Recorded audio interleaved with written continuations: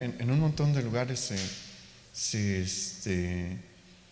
se adorna y pues es algo bonito, ¿no? A la vista es algo agradable a la vista, pero cobra un significado bien distinto cuando uno sabe el propósito y la razón por la que todos estos arreglos se dan, ¿no? Es una fiesta importante. Ha sido una fiesta importante para el cristianismo desde el registro más antiguo que hay de los cristianos celebrando Navidad es el 202 después de Cristo. Uno de los padres de la iglesia hizo una nota en su comentario al libro de Daniel, mencionando cómo los cristianos estaban celebrando Navidad el 25 de diciembre, mucho antes de que se creara la Saturnalia, porque existe un mito urbano, ¿no? De que la Navidad se estableció el 25 de diciembre para sustituir la Saturnalia. No, la Saturnalia se establece, o sea, que se crea, no existía hasta el 274 después de Cristo, 72 años después, el primer documento que registra la Navidad, ¿no? Entonces ha sido una fiesta importante para nosotros desde muchísimo tiempo atrás. Y pues queremos hablar un poquito sobre esto, sobre el trasfondo que hay. Y hoy vamos a comenzar con esta serie de mensajes y el mensaje de hoy se titula "Recuerda lo que dice la ley de Moisés". Y el pasaje que vamos a leer a continuación es muy importante y tiene un contexto muy especial, porque el pasaje que vamos a leer se escribió cerca del 433 antes de Cristo, en el 433 antes de Cristo. Y en este punto nos encontramos que los hijos de Israel ya regresaron del cautiverio babilónico. Ya desde hace tiempo que se cumplieron los 70 años de cautiverio que Dios había establecido para su pueblo por su desobediencia, pero no es lo único que ha pasado. También encontramos que para este punto, para el momento en el que se escribe el pasaje que vamos a leer, el profeta Ageo ya dio su profecía, Zacarías ya terminó su ministerio, probablemente también el profeta Joel. Todavía Esdras está por escribir el último libro histórico de la Biblia, el libro de las crónicas de los reyes. Pero es un libro histórico el que va a escribir Esdras, y todavía no lo hace. Con el libro de crónicas se va a cerrar el Antiguo Testamento, pero como mencionamos, es un libro histórico. Pero antes de que eso suceda, antes de que Esdras comience su tarea, Dios levanta a un último profeta en Israel. Y en la escritura los detalles son bien importantes. Cuando uno está leyendo la escritura, prestarle atención a los detalles es bien importante, y aquí vamos a encontrarnos con un detalle,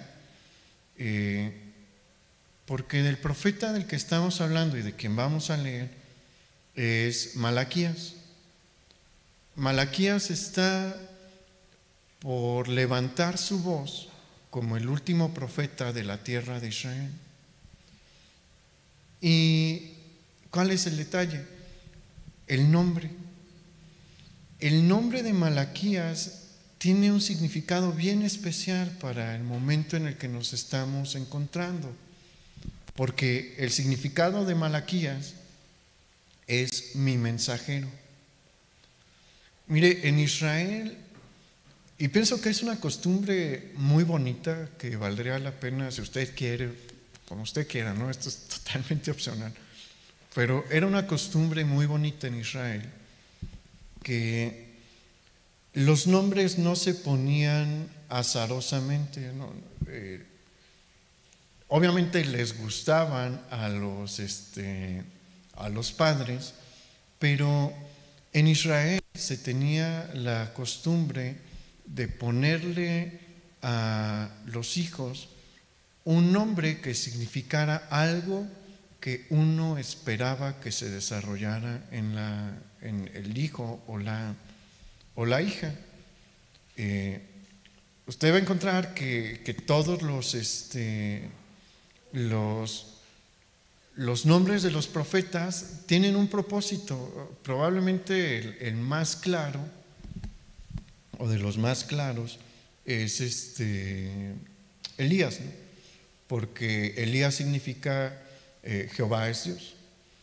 Y es Elías el que va a enfrentarse fuertemente, el que va a tener el enfrentamiento más fuerte con Baal, con el culto a Baal en Israel. Y en ocasiones que he predicado sobre el ministerio del profeta Elías, encontramos que su nombre era un reto a Acab y a Jezabel, porque cuando lo tenían que presentar ante Acab o Jezabel, no crea que en ese tiempo pues uno llegaba de imprevisto con el rey.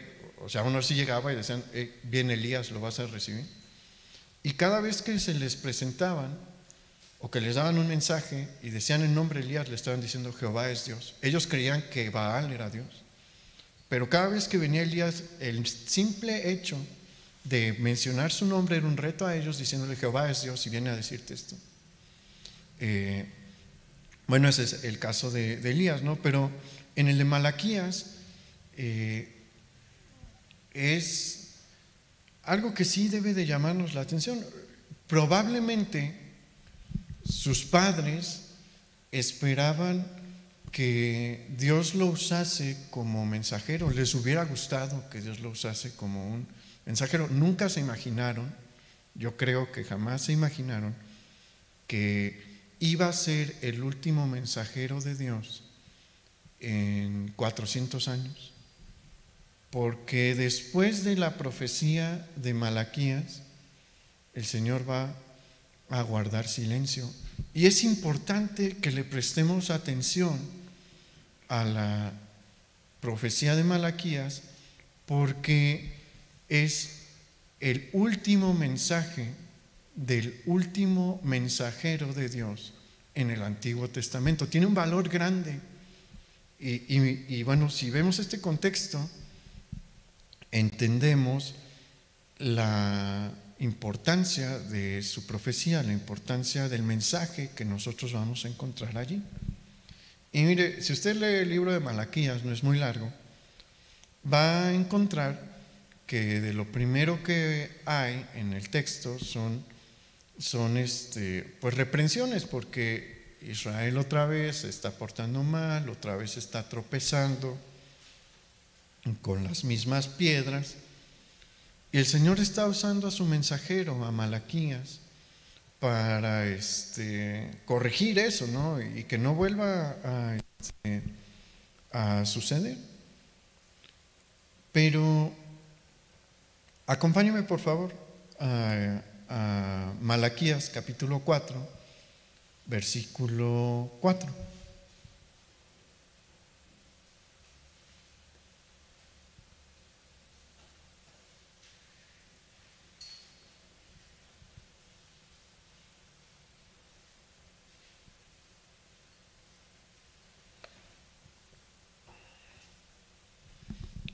Después de la reprensión, después de que el Señor le ha llamado la atención a su pueblo, va a cerrar el libro, va a cerrar la profecía.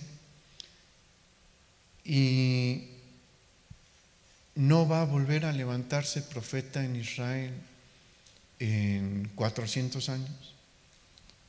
Imagínense lo que es eso. En 400 años no va a haber profetas como Malaquías, como Elías, como Moisés, como Samuel.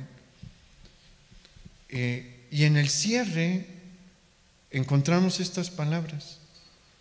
El mensajero de Dios viene a decirnos esto: acordaos de la ley de Moisés, mi siervo, al cual encargué en Joreb ordenanzas y leyes para todo Israel. He aquí, yo envío al profeta Elías antes que venga el día de Jehová grande y terrible. Y él hará volver el corazón de los padres hacia los hijos y el corazón de los hijos hacia los padres, no sea que yo venga y hiera la tierra con maldición. Y el versículo 4 es muy interesante y muy importante, porque el versículo 4 nos muestra que Dios no ha quitado el dedo del renglón. Y una vez más, antes de guardar silencio por 400 años, les vuelve a decir: no se olviden de la ley de Moisés, de esa ley que fue un regalo sagrado de Dios a su pueblo escogido, un regalo que les dio Dios en este momento, en el momento en el que Malaquías da su profecía, cerca de 1000 años atrás. Esa ley que debía de forjarles, esa ley que marcaría su identidad como nación, y marca su identidad como nación hasta el día de hoy. Si usted llega a convivir con un judío y lo invita, con un judío practicante, porque hay algunos liberales, pero si usted llega a convivir con un judío practicante y lo invita a los mariscos, le va a decir que no. ¿Por qué? Porque ellos no comen mariscos. ¿Por qué? Por lo que dice la ley de Moisés. Si lo invita a las carnitas, también le va a decir que no. ¿Por qué? Porque ellos no comen cerdo, porque así lo señala la ley de Moisés. Esta ley iba a darle forma a Israel. Israel es lo que es hoy por la ley de Moisés. Pero ¿sabe qué? Esa misma ley fue ignorada en muchísimas ocasiones, a pesar de todo lo que implicaba, ¿no? Porque en esa ley, en la ley de Moisés, encontramos la voluntad de Dios. La ley de Moisés nos muestra el carácter de Dios. ¿Quiere conocer el carácter de Dios? Vea la ley de Moisés, va a encontrar toda la bondad de Dios ahí, va a encontrar el amor de Dios ahí, va a encontrar la fidelidad de Dios ahí, va a encontrar también que castiga, sí castiga, porque todo padre que ama a sus hijos castiga. Y el Señor repite este mensaje que ha dado en muchas ocasiones. No es la primera vez que Dios le dice eso a su pueblo. No es la primera vez que el Señor le recuerda a su pueblo que debe de prestarle atención a esta ley que Él les dio. ¿Lo hizo dónde más? En Deuteronomio capítulo 6, versículos 1 y 2. En los últimos días de Moisés, antes de conquistar la conquista, antes de entrar a la tierra prometida, antes de que cese de caer el maná, antes de eso, el Señor le dice esto a Israel en Deuteronomio capítulo 6, versículos 1 y 2. Estos pues son los mandamientos, estatutos y decretos que Jehová vuestro Dios mandó que os enseñase, para que los hagáis por obra en la tierra a la cual pasáis vosotros para tomarla, para que temas a Jehová tu Dios, guardando todos sus estatutos y sus mandamientos que yo te mando, tú, tu hijo y el hijo de tu hijo, todos los días de tu vida, para que tus días sean prolongados.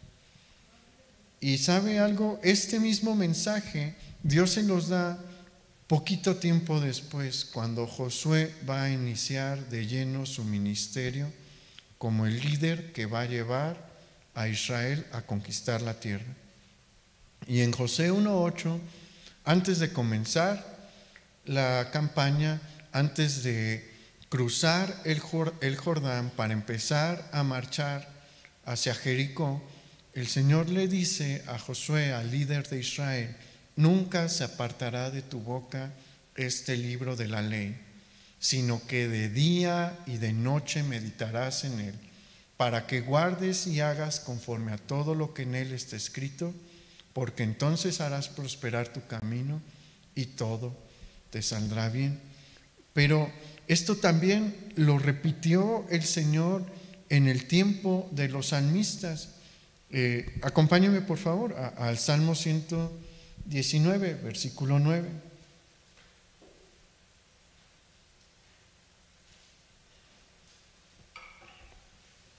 La mayoría de los salmos, salvo uno que otro, como los que escribió Moisés, se escribieron en la época dorada de Israel.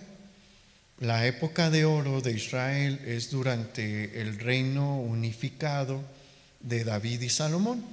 Y la gran mayoría de los salmos surgen ahí. Y en esta época dorada, cuando todo va bien, cuando todo está estable y hay prosperidad, Dios no deja de hacer énfasis en esto. Y en el Salmo 119, versículo 9, encontramos una pregunta: ¿con qué limpiará el joven su camino?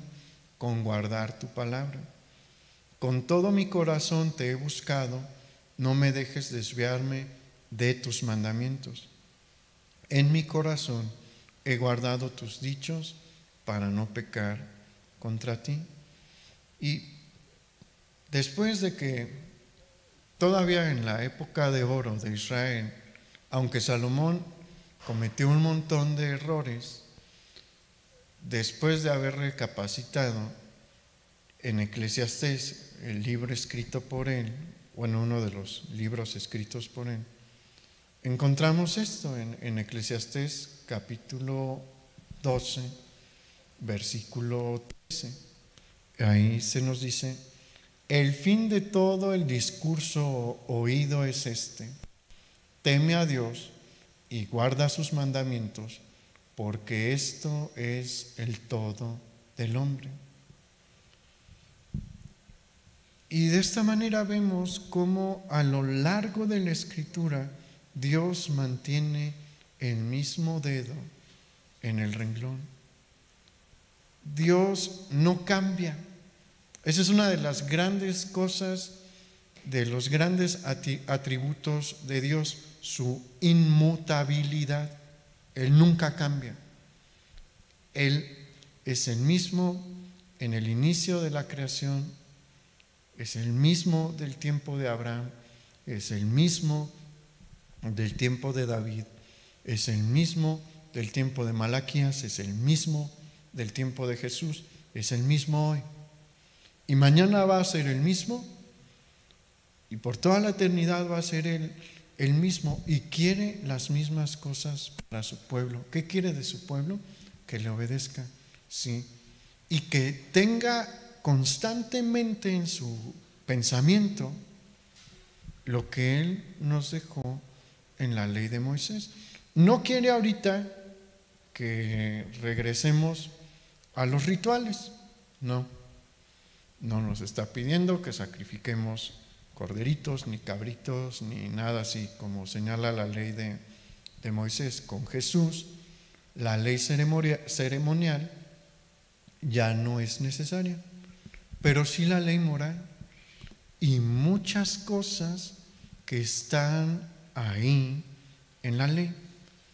Toda la Biblia es importante, pero ¿sabe algo? Una de las cosas que necesitamos conocer bien son los primeros 5 libros de la Biblia. Hay una cantidad de riqueza para nuestra vida dentro de los primeros 5 libros de la Biblia, como mucha gente no se imagina.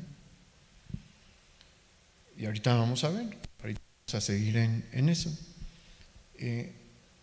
Una cosa más que nosotros encontramos en la profecía de Miqueas que vimos, de Malaquías, perdón, es lo que nos dice en el versículo 5. En el versículo 5 dice: he aquí, yo os envío el profeta Elías antes de que venga el día de Jehová grande y terrible. Él hará volver el corazón de los padres hacia los hijos y el corazón de los hijos hacia los padres. ¿Y sabe algo? Esto tampoco es nuevo en el Antiguo Testamento. Esta profecía no es nueva y jamás oída en el pasado para el pueblo de Israel. El Señor está prometiendo que antes de que venga el día del Señor, Él va a levantar a otro profeta con un espíritu similar al del profeta Elías. Y cerca de 300 años atrás, en el reino de Judá, el profeta Isaías, cercano a la casa real de David, dijo esto. Acompáñeme por favor a Isaías 40, versículo 3.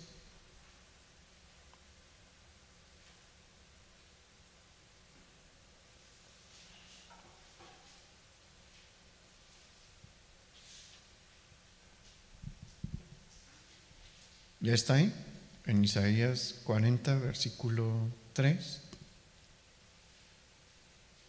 Ahí el Señor dijo, a través de uno de sus profetas más importantes: voz que clama en el desierto, preparad el camino a Jehová, enderezad calzada en la soledad a nuestro Dios.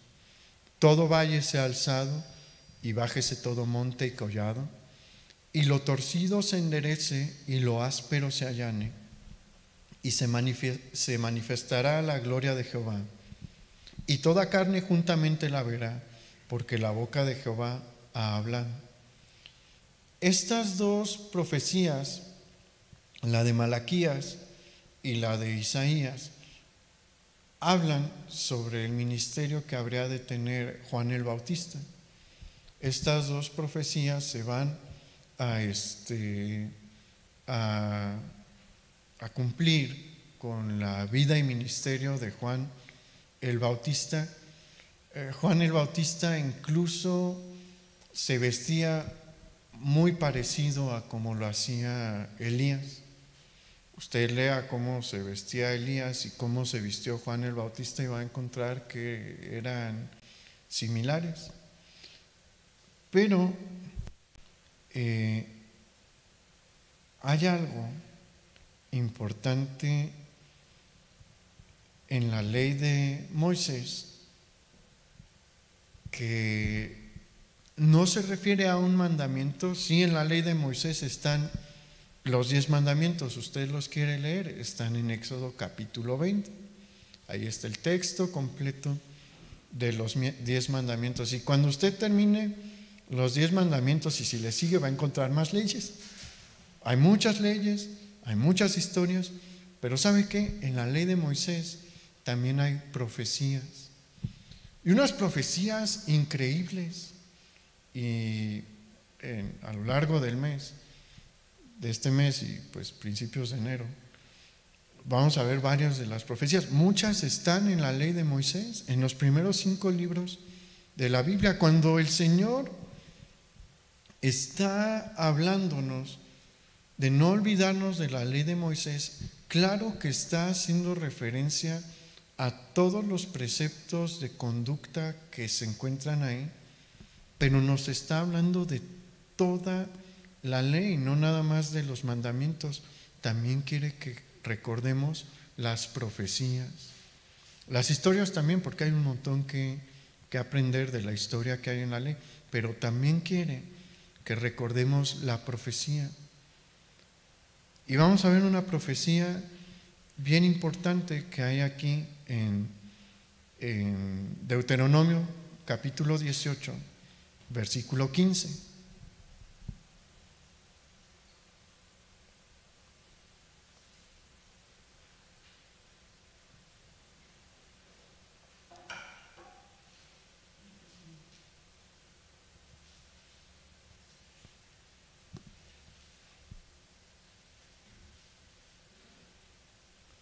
Deuteronomio 18, capítulo 15, dice: profeta de en medio de ti, de tus hermanos como yo, te levantará Jehová tu Dios, a él oiréis. Este libro de Deuteronomio, como hemos mencionado en otros mensajes relativamente recientes, también es un libro al que le debemos de prestar bastante atención, porque es el último libro de Moisés. Es el último mensaje que Dios va a dar a través de Moisés. Y en el Antiguo Testamento difícilmente vamos a encontrar a otro que se equipare a otro profeta que se equipare a cómo fue usado por Dios como Moisés. Elías fue muy importante, sí, pero no tenemos escritos de Elías. Todos los profetas son importantes, no es que yo quiera poner a Moisés en un pedestal, ¿no? Pero Dios lo usó muchísimo. Lo usó de maneras muy especiales en cuanto a los milagros, en cuanto a la revelación que tuvo, y a través de él dio la ley. Es uno de los grandes líderes de Israel, y Dios lo pone a escribir el libro de Deuteronomio también. El cuerpo central de la ley ya está. El cuerpo central de la ley lo vamos a encontrar de Éxodo a Números. Y bueno, uno podría decir, bueno, ahí ya están todas las leyes, ¿no? La compilación de todas las leyes, pero Dios mueve a Moisés a escribir un último libro, un libro en el que se da una recapitulación, una repetición resumida de los libros anteriores, de las leyes de los libros anteriores, pero con un mensaje final. Y debemos de verlo así, es el último mensaje que Dios da a través de Moisés. Y en este último mensaje que Dios da a través de Moisés, nos está diciendo que viene otro profeta, que viene un gran profeta más. Porque aquí debemos de prestarle atención a un detalle. Si usted ve en el versículo 15, Moisés dice: profeta de en medio de ti, de tus hermanos como yo, te levantará Jehová tu Dios, a él oiréis. Ahí no está hablando Moisés.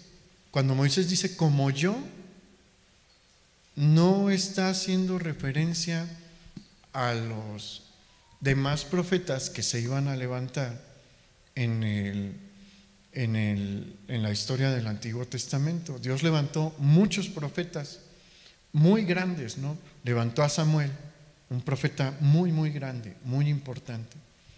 Levantó a Isaías, levantó a Ezequiel, levantó a Jeremías. Hay muchos profetas, ¿no? Dentro de a Eliseo, con ministerios importantes, con misiones importantes, con mensajes importantes, pero no son iguales a Moisés. Cuando Moisés dice que Dios levantará a un profeta como él, está haciendo referencia a este gran profeta que viene. Y mire, hay similitudes bien importantes desde la infancia entre Moisés y Jesús. ¿Por qué? Porque acuérdese que Moisés fue librado de la muerte cuando fue un niño. Había una persecución sobre los niños israelitas, y Dios lo libra de una manera sobrenatural de esta muerte prácticamente segura.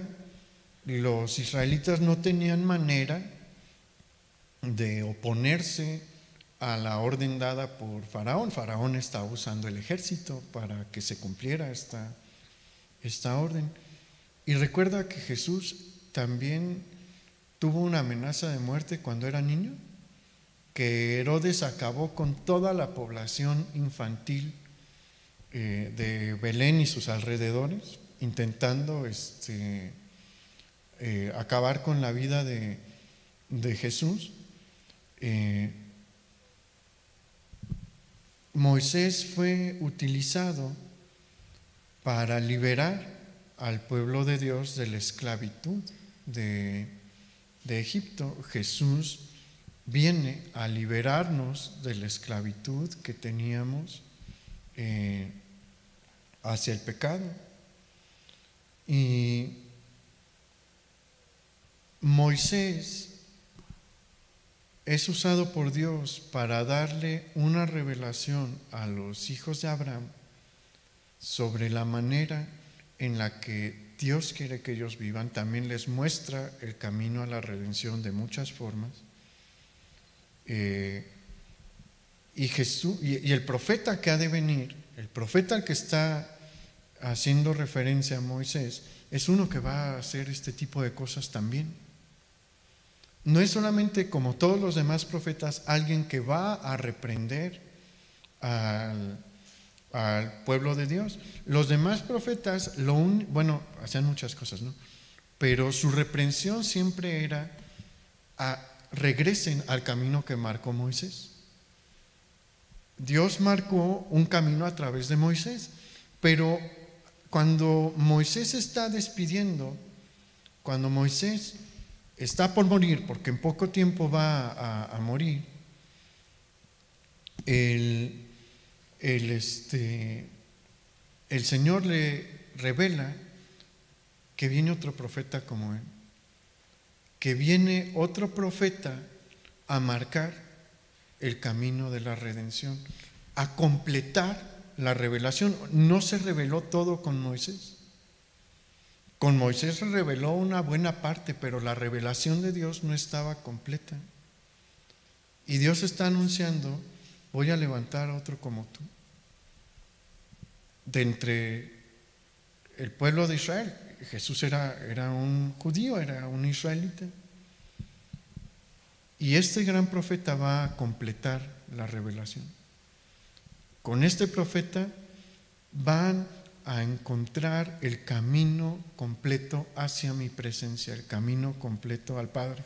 Por eso es que Moisés, cuando está dando este mensaje, cuando llega este profeta, escúchenlo. Por eso les dice: a él oiréis, a él oíd. Y todo lo anterior era necesario porque la ley de Moisés claramente nos enseña que el hombre, el ser humano, no se puede salvar a sí mismo. Acuérdese que la ley de Moisés incluye el libro de Génesis. Es el primer libro de la ley de Moisés y el primer libro de toda Biblia. Y de lo primero que encontramos, no ocupamos ir muy lejos. En el capítulo 3 vemos cómo cayó Adán y cómo desde un inicio nuestro padre Adán falló en intentar arreglar su situación. ¿Por qué? Porque cuando él intenta cubrir su vergüenza, lo hace con hojas de higuera. Cree que eso es suficiente y Dios le muestra claramente que no lo es, que está fracasando, que su intento humano, todos debemos de suponer que se esmeraron Adán y Eva por hacer sus vestidos con hojas de higuera. Algo de tiempo le han de haber invertido, ¿no? Y ese esfuerzo, ese intento que realizaron no les sirvió. Fallaron, fracasaron. El que los tuvo que cubrir fue Dios y lo hizo a través de unas pieles. de animalitos que tuvieron que morir por la falla que ellos habían cometido. Y el pecado va a tomar el control de su descendencia, pero Dios va a seguir siendo misericordioso, y de entre los hijos de Adán se va a levantar Set. Adán tuvo muchos hijos, no creo que nada más fueron Caín y Abel. La mayoría se queda nada más con la idea de que fueron Caín y Abel, pero no. Si usted lee más adelante, la cosa es que muchos no pasan ya del capítulo 4 de Génesis. En capítulo 5 se nos va a decir que Adán tuvo hijos e hijas. Solo se nos va a dar el nombre de un hijo más, pero tuvo muchos más. ¿Cuántos? ¿Quién sabe? Murió de más de 900 años, tenía un cuerpo perfecto. Eva también. Yo creo que su tiempo de fertilidad de los dos era de varios siglos. Imagínense cuántos hijos se pueden tener en 8 siglos, 7 siglos. Tuvo muchos hijos, ¿no? Muchos hijos e hijas, pero se nos nombra nada más uno más. No es casualidad. ¿Quién es el hijo que se nos nombra? Set. Acompáñenme a ver lo que se nos dice sobre Set y su descendencia en Génesis capítulo 4, versículo 26.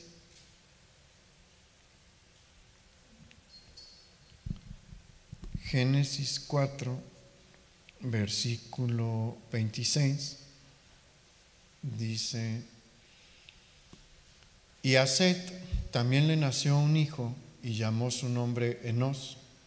Entonces los hombres comenzaron a invocar el nombre de Jehová. ¿Por qué cree que que la descendencia de Set empezó a invocar el nombre de Jehová? Porque la tierra era un desastre, toda la familia de Adán era un desastre total. La familia de Caín, la descendencia de Caín, se nos describe como una descendencia perversa. Hay varias cosas malas que surgen ahí en la descendencia de Caín, y Dios siempre prometió, desde aquí lo podemos ver, que mantendría un remanente. Y de entre los hijos de Set se levanta Enós y su descendencia, y empiezan a decir: le estamos fallando al Dios de nuestro padre Adán. Y empiezan a clamar al Dios de su padre Adán. ¿Y qué hace Dios?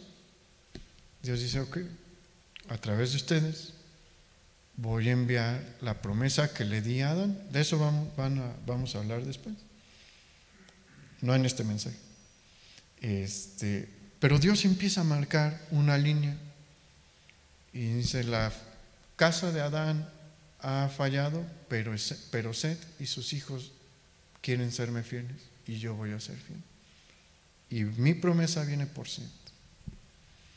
Y así se marca el primer eslabón de la cadena que va a llevar al gran profeta que viene. Más adelante, la historia de la humanidad sigue siendo trágica y terrible y oscura, y cansan a Dios.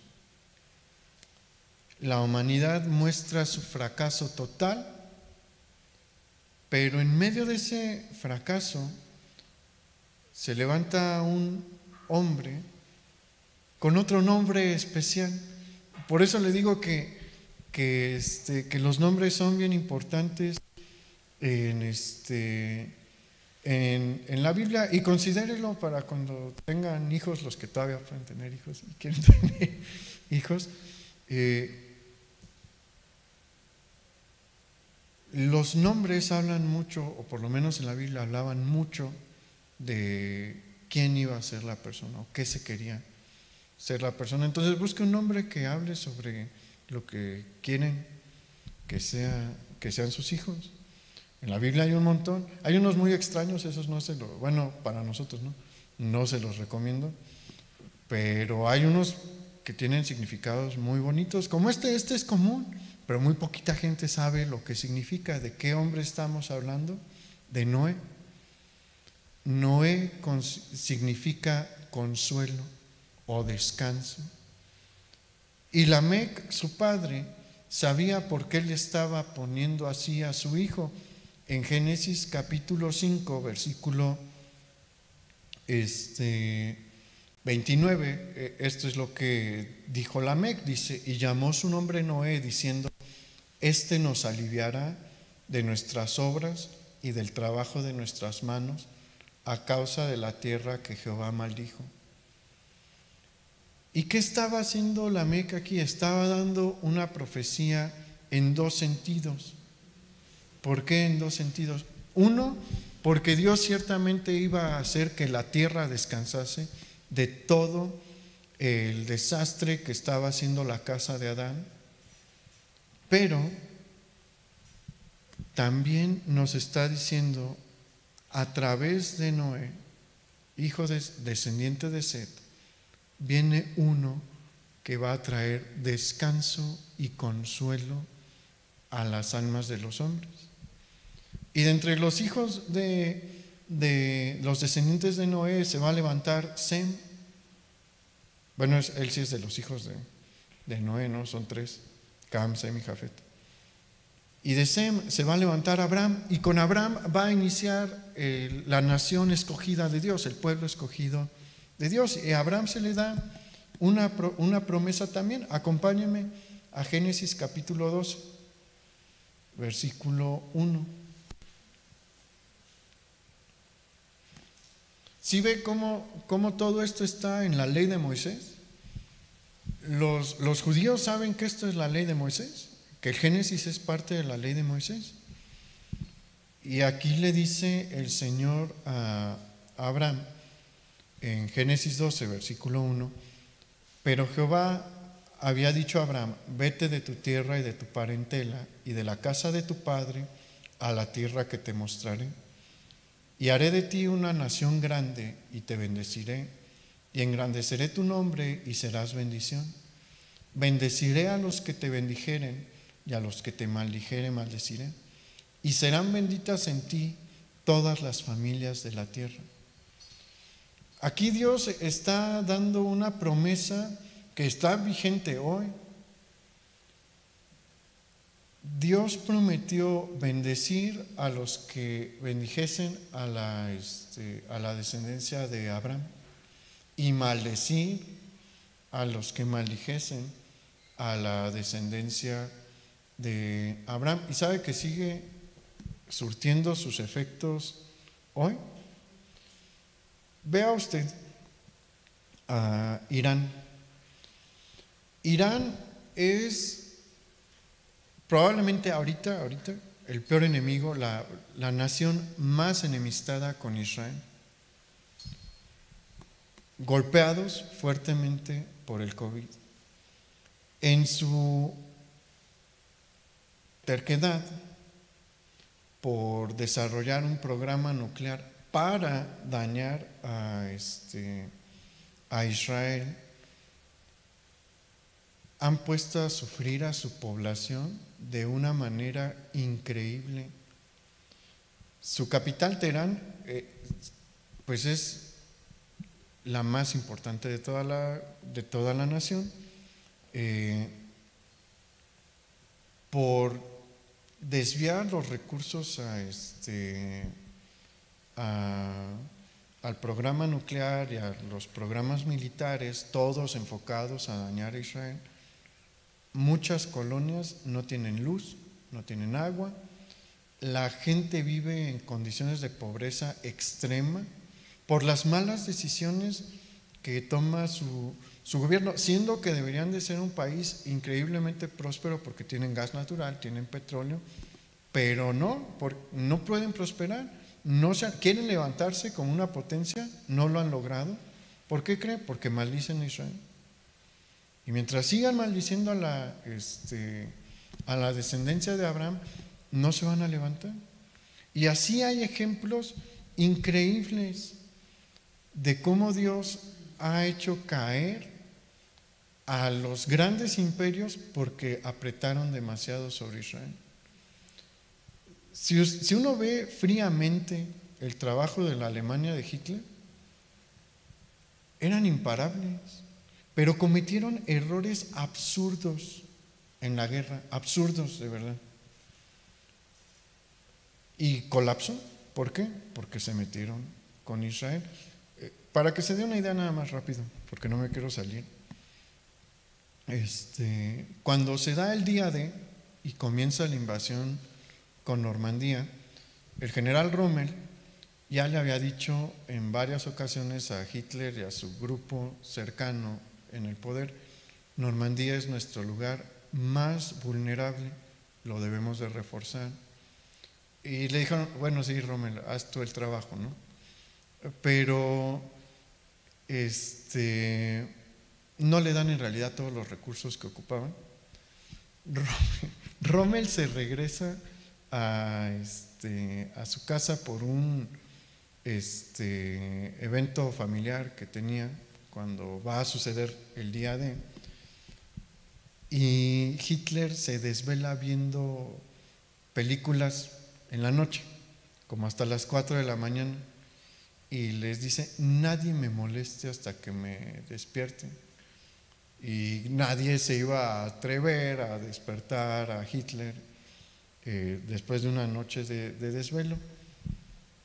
Y cuando él está en un profundo sueño, ¿qué creen que sucede? El día D, y llegan los aliados a invadir Normandía. Nadie llega a despertar a Hitler. Hitler se despierta ya a mediodía y el día D ya se desenvolvió. Las tropas americanas ya están en la costa de Normandía, y eso marca el fin de el inicio del fin de la Segunda Guerra Mundial y el colapso de la Alemania nazi. Sí sucedió algo horrible como el Holocausto, pero Dios llevó, y eso es algo que yo siempre he pensado, intentaron acabar con la vida de Hitler gente dentro del gobierno que se habían dado cuenta de que era un loco en varias ocasiones. En repetidas ocasiones, la más famosa es la Operación Valquiria. Hasta hay una película, ¿no?, con Tom Cruise. Y fracasaron todas. ¿Por qué? Porque si logran acabar con la vida de Hitler, se hubiera levantado un político moderado y hubiera negociado la paz con los aliados, y Alemania feliz de la vida. Hasta ese punto, antes del día D, Alemania no ha sufrido de manera importante la guerra. Sí ha habido bombardeos y todo, pero no ha sido el país más afectado. Después del día D, se van con todo sobre Alemania. Ciudades como Dresden, preciosa, reducida a cenizas. Nuremberg, preciosa, reducida a cenizas. ¿Cómo cree que acabó Berlín? Los soldados decían un chiste: parecemos un campo de golf, y le dicen: ¿por qué? Pues hay un hoyo aquí y un hoyo allá y un hoyo acá. De los bombardeos que estaban sufriendo, Alemania quedó destrozada por completo. ¿Por qué? Se metieron con el pueblo de Dios. Está vigente esta promesa, pero hay una promesa más, porque el Señor le dice a Abraham que a través de él viene uno que va a bendecir a todas las naciones, no nada más a su descendencia. Hay una bendición especial sobre su descendencia aquí, pero al final le dice que viene uno que va a bendecir a todos, que va a extender la bendición de Dios a todos. ¿Y sabe algo? La descendencia de Abraham se multiplica, y en repetidas ocasiones le va a fallar a Dios. Y le va a fallar a Dios de una manera que uno dice: ¿cómo es posible, no? Porque en el desierto, teniendo a Moisés ahí y viendo como cada mañana hay comida para ellos, hay maná dispersado por los alrededores del campamento para que coman sin fallar, como él les dijo: todos los días voy a darles maná, solamente el día antes del día de reposo agarran doble, porque en el día de reposo no voy a dar maná, pero todos los días les voy a dar de comer, no les va a faltar. Y todos los días Dios es fiel. Y a pesar de ver eso, le hacen enojar y se rebelan y le dicen: Señor, bueno, de muchísimas maneras. No puedo entrar a ver todas las rebeliones de Israel, ¿no?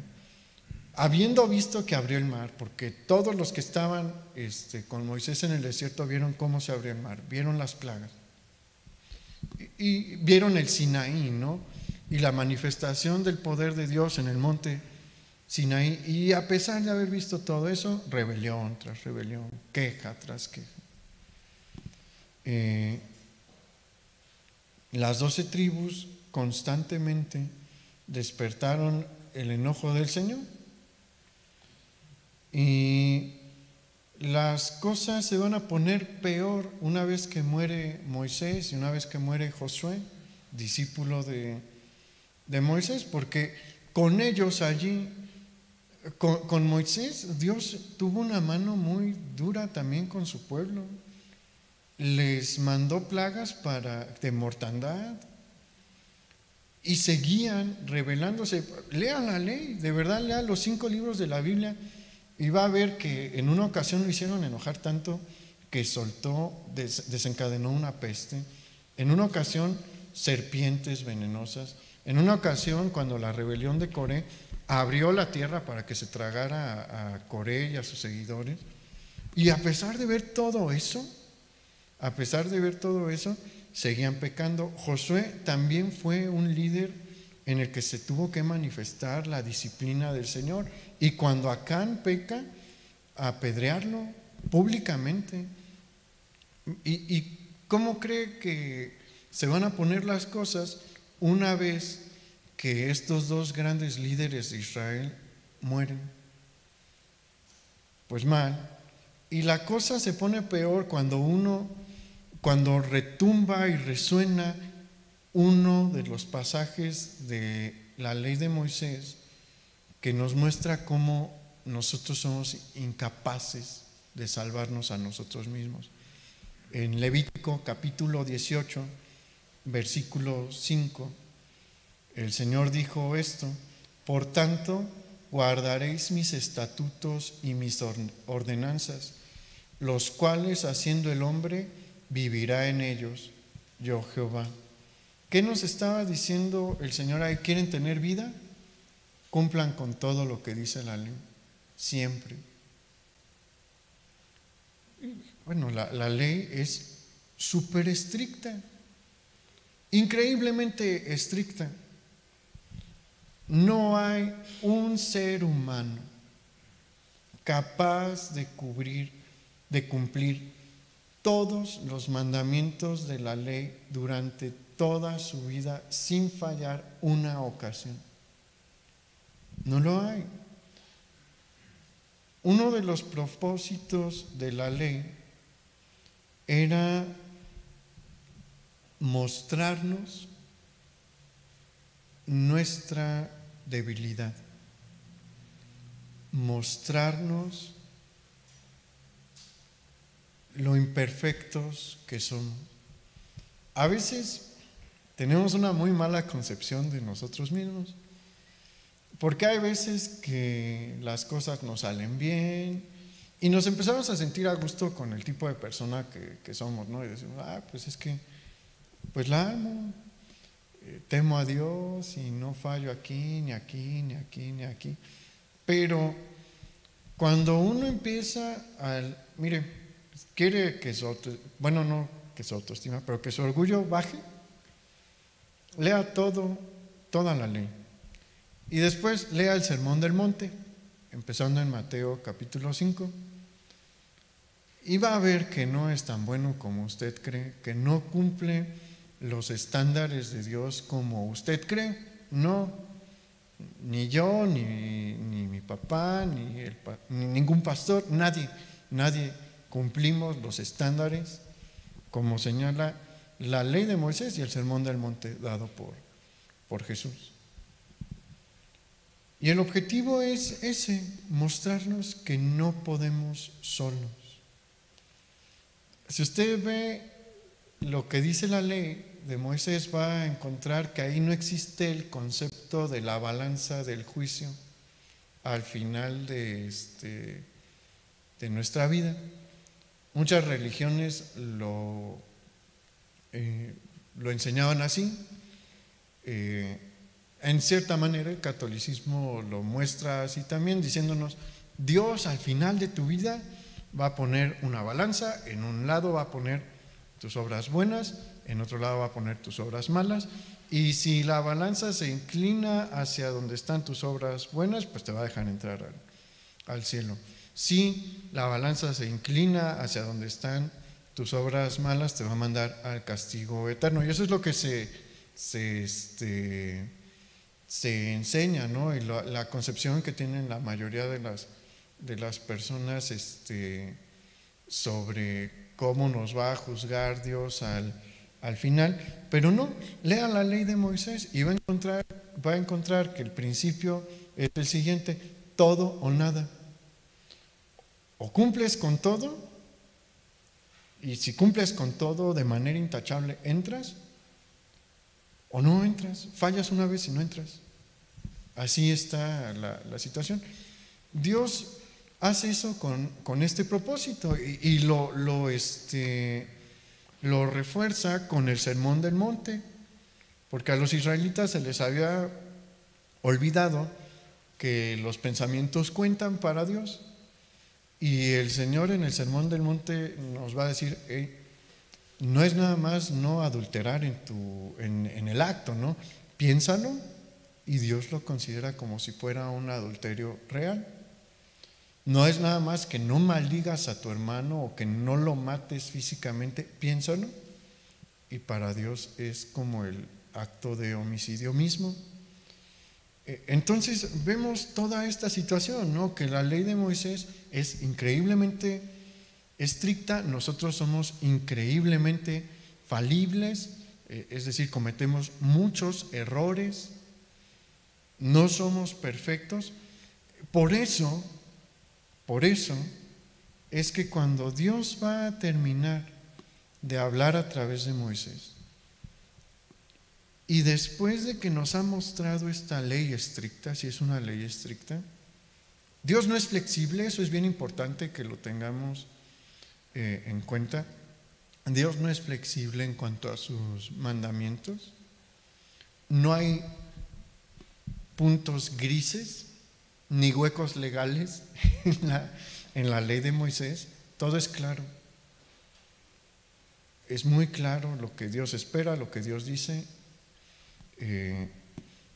Y cuando nos encontramos con todo eso, una vez que vemos todo este código de leyes para nuestra vida y vemos nuestra condición imperfecta, el Señor nos da una esperanza y nos dice esto precisamente en Deuteronomio capítulo 18 versículo 15: profeta de en medio de ti, de tus hermanos, como yo, te levantará Jehová tu Dios, a él oiréis.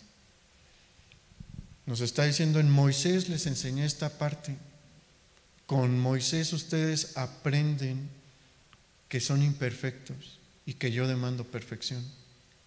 Pero viene otro profeta, viene un gran profeta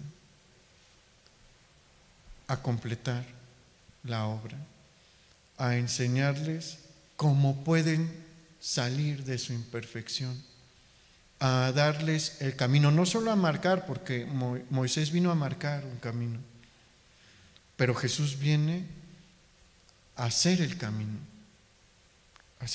por el que podemos llegar al Padre. Y por eso es que es importante oírle, y por eso el mismo Moisés nos dice: escúchenlo.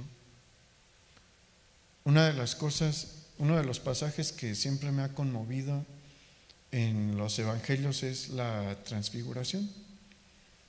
porque dice que desciende una nube sobre ellos después de que se aparta, se van Elías y Moisés, y ahí habla el Padre y les dice: este es mi Hijo amado en quien tengo complacencia, a él oíd.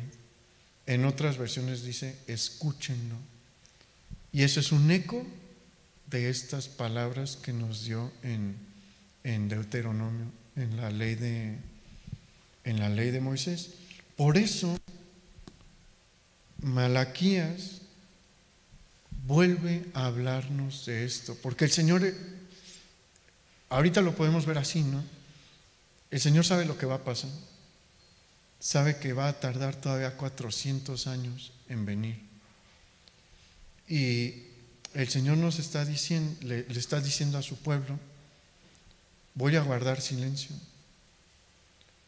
Pero mientras guardo silencio, préstenle atención a lo que les he dicho. Les dije cómo vivir y les di una esperanza, porque no ha llegado el que yo les dije que iba a venir con Moisés. Entonces, tomen en cuenta todo lo que les he dicho y sigan esperando a este gran profeta que viene. Y cuando llegue, escúchenlo, porque Él va a lograr cambiar la condición del hombre y va a arreglar todos los problemas que nacieron en Edén y nos va a dar el camino a la eternidad en la presencia del Dios Altísimo. Vamos a orar.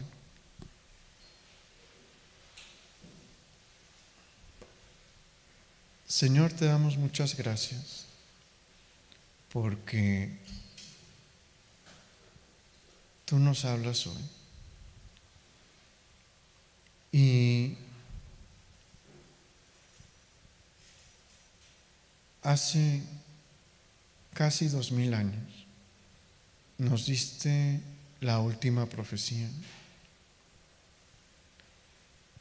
Hace casi 2000 años cerraste las Escrituras y llevamos casi 2000 años en los que no has vuelto a levantar un profeta como en los tiempos antiguos, pero como en ese tiempo nos sigues diciendo, como en el tiempo de Malaquías: acuérdense de lo que les dije, no solo en la ley de Moisés, sino en todas las Escrituras. Acuérdense de las profecías que están allí, porque hay profecías por cumplirse. Acuérdense de lo que dijo el Mesías, Jesús. Con Moisés nos dijiste que lo escucháramos, y en el monte de la transfiguración nos volviste a decir: escúchenlo. Y ahora, Señor, en que a pesar de la pandemia, el oeste quiere celebrar el tiempo de Navidad, nosotros debemos de tener más presente lo que significa, porque celebramos la llegada de este profeta, del gran profeta, del Hijo de Dios el Hijo caminando entre los hombres, viniendo a salvarnos. Y no lo podemos sacar de nuestra mente, no lo queremos sacar de nuestra visión, porque es el mensaje más importante que hay. Es el mensaje más importante que hay en la historia de la humanidad. Y todo cambia y todo es muy diferente cuando vemos que la razón de todos estos adornos es recordarte a ti, Señor, que eres el Mesías prometido. Te pedimos que nos uses, porque de una u otra forma podemos llevar este mensaje a los demás. Y tú quieres que lo hagamos, porque mucha gente hoy está más desesperada que nunca. Mucha gente hoy está en la noche más oscura y nosotros tenemos tu luz. Ayúdanos, Señor, a compartir esa luz, a ser una luz, a brillar y resplandecer. Te lo pedimos en el nombre de Jesús. Amén. Pues aunque traiga cubrebocas, sonríe, hermano, y el Señor le bendiga. Cuídese porque estos días van a bajar las temperaturas y como mi papá decía en una ocasión, sígase cuidando, no tiene sentido arriesgarnos de más ahora que ya está por empezarse a distribuir la vacuna, ¿no? No se enferme ahorita, échenle ganas, siga teniendo sus precauciones. Si quiere acompañarnos aquí el domingo, pues procuramos seguir todas las medidas sanitarias, ¿no? Para que no haya brotes ni contagios aquí. El domingo a las 11 nos vemos aquí. Si quiere venir el miércoles a las 7, también. Y anímese, este es un tiempo para estar felices porque esta es nuestra fiesta. Estas son fiestas nuestras. Del 15 al 16 de septiembre es la fiesta de nuestra nación y los mexicanos la celebramos, ¿no? Pero esta es una fiesta de nuestra fe. Regocíjese, celebre, sea feliz y sin importar lo que esté pasando. ¿Por qué? Porque el regalo de esta fiesta es más grande y trae más alegría que toda la cosa oscura que puede haber a nuestro alrededor. Y por eso queremos hablar de esto en estas fechas. Entonces, pues el Señor le bendiga y que tenga una muy buena noche.